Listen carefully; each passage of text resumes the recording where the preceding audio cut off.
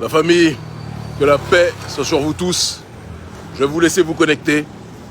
Content plus que jamais toujours de vous retrouver. La situation exige un direct, c'était absolument pas prévu, mais vous comprenez que par rapport à l'actualité qui touche notre population, on est plus que jamais obligé de réagir sur ce qui se passe. Certains d'entre vous, beaucoup d'entre vous ont sans doute dû entendre la décision de la justice du Faso en ce qui concerne le procès portant sur l'assassinat de notre martyr, du président Thomas Isidore Sankara. Avant toute chose, je vais vous laisser vous connecter, connectez-vous, mais avant toute chose, clairement et simplement, je tiens à féliciter, à remercier Maître Prosper Farama, l'un des meilleurs avocats africains que la planète ait connu. Un homme d'une détermination sans faille, un homme d'une abnégation sans faille, un homme qui aime son continent, son peuple, en mourir.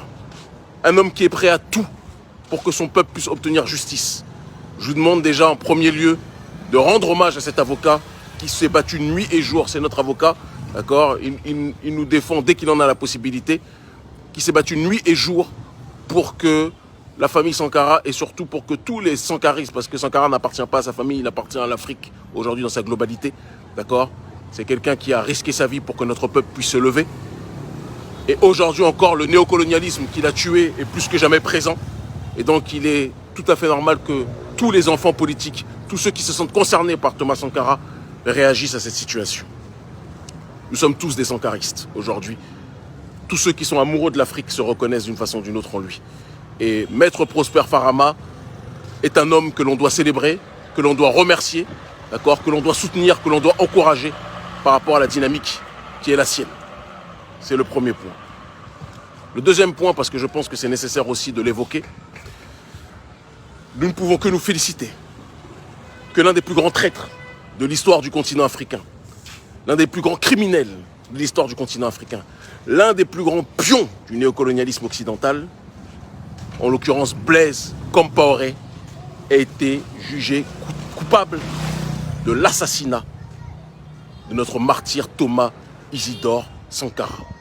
Je ne vais pas vous mentir, je garde les lunettes parce qu'il y a le soleil, mais je garde les lunettes aussi parce que j'ai les larmes aux yeux quand j'ai entendu ce verdict. J'ai eu les larmes aux yeux. C'est le cas de le dire.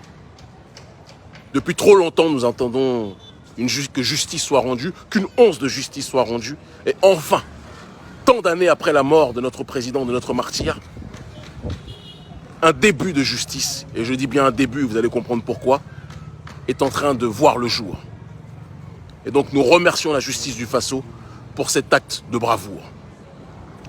Mais il faut aussi que l'on agisse avec justice et justesse en disant que, bien évidemment, nous félicitons la justice du Faso pour avoir reconnu coupable toutes ces personnes que la rue africaine sait être coupable depuis des années. On n'a rien appris aujourd'hui, hein. On n'a strictement rien appris aujourd'hui. Nous savons qu'ils étaient coupables, nous savons leurs responsabilités, nous savons leur trahison, eux tous qui étaient au départ des proches du président Thomas Isidore Sankara et qui se retrouvent aujourd'hui reconnus par la justice, même s'ils étaient reconnus par le peuple depuis déjà des années comme étant des meurtriers de notre martyr. Nous savions tous ce qui était en train de se passer. Mais il manque un facteur. Et je pense qu'il est important que l'on puisse deviser, réfléchir, élever nos pensées en ce qui concerne ce facteur qui n'a pas été suffisamment cité.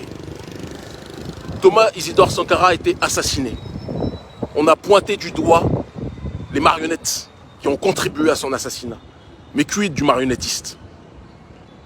L'oligarchie française, le néocolonialisme français qui continue à persécuter notre peuple, qui continue à asphyxier notre peuple, qui continue à détruire notre peuple, qui continue à coloniser, à piller les ressources de notre peuple, s'en sort encore une fois, pour l'instant, innocent par rapport à l'assassinat de notre martyr. Nous savons que Blaise Compaoré, qui a été l'un des plus grands agents du néocolonialisme français en Afrique, d'accord, n'a pas agi seul. Il a agi et il a été soutenu. La preuve en est que dès qu'il a accédé au pouvoir, il a livré le Faso, il a été le plus grand gendarme du néocolonialisme français en Afrique de l'Ouest. Donc si, je m'écarte un peu, il y a la musique, vous voyez un petit peu le décorum africain, c'est important aussi, d'accord ? Je ne vais pas toujours vous montrer les tropiques, etc. Je vous montre aussi l'Afrique telle qu'elle est. Leur tradition, leur modernité n'est pas la nôtre. On vit dans notre monde, dans nos réalités, et on est heureux d'être en Afrique plus que jamais.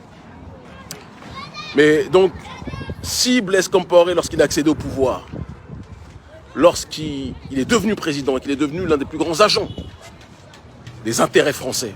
Là, par contre, ils ne vous disent pas agent d'influence français. Hein. Quand on collabore avec la France, on n'est pas agent d'influence pour eux. Pourtant, c'est un agent d'influence. D'accord?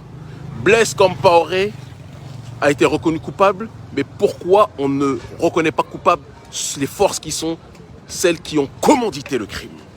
Ce sont des questions de fond qu'on doit être capable de se poser. Ce doit être plus que jamais une réflexion que l'on doit évoquer. On ne peut pas continuer ad vitam aeternam à ne parler que d'une facette de ce crime sans parler de l'autre facette qui est à la base de ce drame. Nous devons réfléchir à cela. Blaise Compaoré a été reconnu coupable. Nous notons d'ailleurs qu'à la différence de Diendéré et autres Diendéré qui étaient présents au procès, qui sont reconnus coupables, gloire à Dieu, qu'ils payent pour leurs crimes. Mais nous savons aussi que notre cher Blaise Compaoré n'est à l'heure actuelle pas au faso. On doit en parler.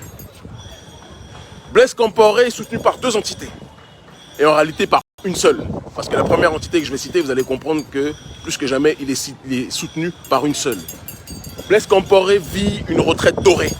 Ce fumier, ce criminel politique, du côté de la Côte d'Ivoire. Blaise Compaoré est soutenu par le Blaise Compaoré du XXIe siècle, qui est Alassane Dramane Ouattara. Comment Ouattara peut accueillir, peut protéger, peut préserver, d'accord, le meurtrier de Thomas Isidore Sankara sans que cela ne provoque le courroux et la colère de la jeunesse africaine? C'est une question de fond que là aussi je vous pose. Comment Thomas Sankara, de là où il est, peut-il avoir le repos tranquille, le repos serein? Vous allez bien? Peut-il avoir le repos serein quand il sait que son ancien frère qui l'a trahi, c'est une science africaine malheureusement, la trahison, d'accord?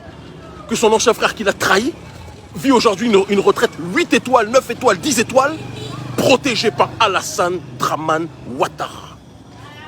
Je dis à la jeunesse africaine et toutes celles qui se trouvent en Côte d'Ivoire, si vous savez où est Blaise Compaoré, la jeunesse africaine a la responsabilité d'attraper cet individu et de le ramener au Burkina Faso.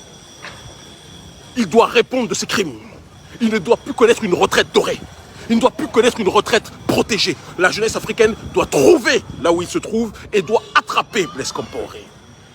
Et Alassane Dramane Ouattara, qui protège le meurtrier de Thomas Sankara, doit lui aussi répondre de ses crimes. Parce que dans la justice, quand on protège un criminel, il y a association de malfaiteurs. Donc Alassane Ouattara, lui aussi, a une responsabilité dans tout ce qui se passe. Alassane Dramane Ouattara a une responsabilité dans tout ce qui se passe.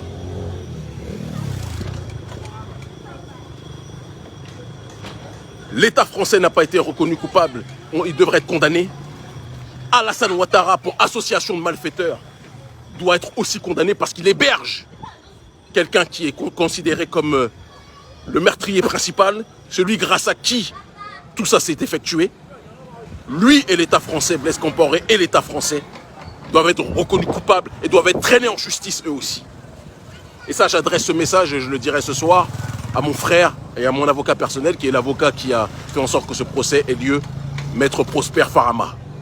L'État français, Blaise Compaoré et Alassane Dramane Ouattara ont une responsabilité chacun par rapport à cette réalité, par rapport à ce drame.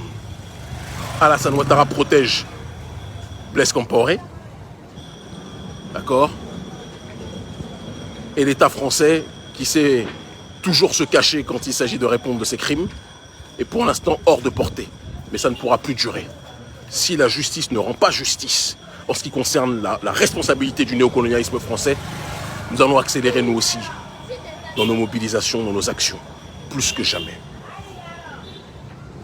J'en profite de cette allocution pour vous dire que je serai, d'ici quelques jours, s'il plaît à Dieu, du côté du Faso, d'accord, sauf agenda de dernière minute, ce qui est toujours possible dans le cadre de nos activités politiques.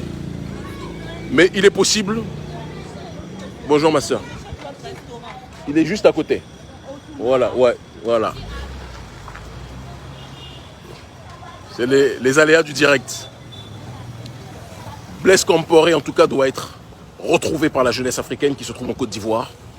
On doit attraper cet individu, quel que soit son âge, et l'exfiltrer et le ramener au Burkina Faso.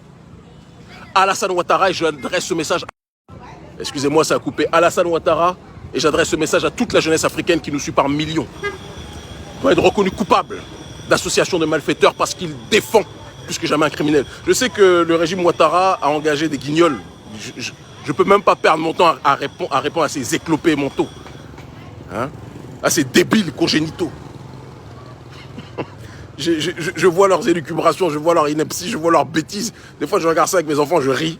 Après, je coupe, je dis, allez, venez, on va regarder les choses sérieuses.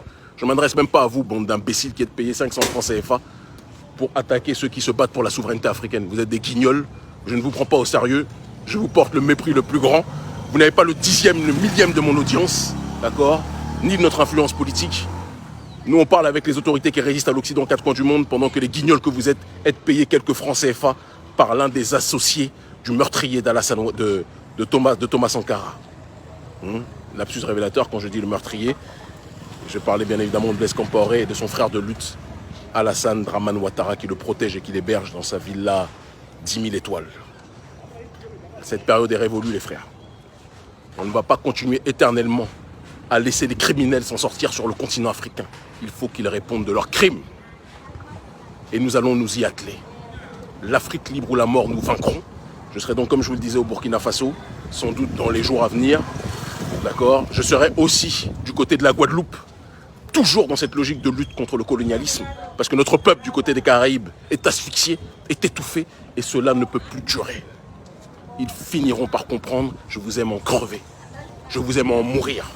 Nous ne laisserons plus jamais les autorités françaises, le système français et leurs médias qui essayent de nous intoxiquer, les journaux Le Monde, les journaux Jeune Afrique, etc., dire pour l'Afrique ce que l'Afrique doit faire pour elle-même.